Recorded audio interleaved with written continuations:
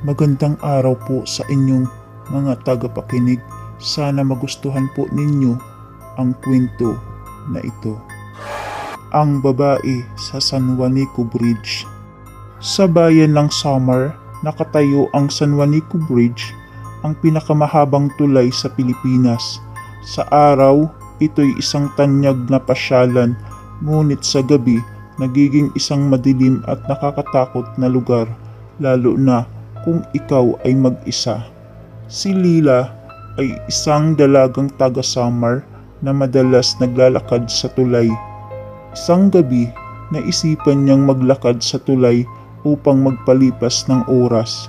Sa kalagitnaan ng kanyang paglalakad, naramdaman niyang tila may sumusunod sa kanya. Lumingin siya, ngunit wala naman siyang nakita. Kinalabutan siya at pinilit na maglakad ng mas mabilis. Habang papalapit siya sa kalagitnaan ng tulay, narinig niyang muli ang niyabag ng mga paa na tila sumasabay sa kanya. Tumingin siya sa paligid at sa malayong dako ay naaninag niyang anino ng isang tao.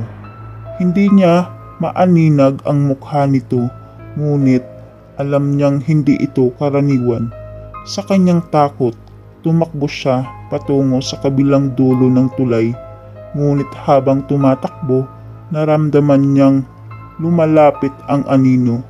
Narinig niya ang boses ng isang matandang babae na umiiyak. Tulungan mo ako. Sigaw ng boses. Huminto si Lela at tinignan ang pinagmumulan ng boses. Sa kanyang harapan, nakita niya ang imahe ng isang matandang babae na duguan ang mukha. Ano ang kailangan mo? Tanong ni Lela, nanginginig sa takot.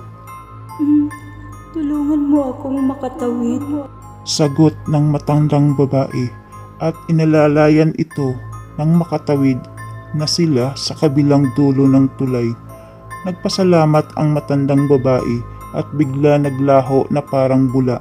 Simula noon, hindi na muling naglakad si Lela ng mag-isa sa San Juanico Bridge. Nalaman niya na sa mga kwento ng matatanda na ang matandang babae ay isa sa mga biktima ng karahasan noong itinayo ang tulay. Hanggang ngayon, naghahanap pa rin ito ng mga kaluluwa na maghahatid sa kanya sa kabilang buhay. Sa tuwing dumadaan si Lela sa tulay, naaalala niya ang matandang babae at binubulong ang dasal para sa kaluluwa nito. Marami na ang nakarinig ng kwento ni Lela at mula noon, walang sino man ang nangahas na maglakad mag-isa sa San Juanico Bridge kapag gabi.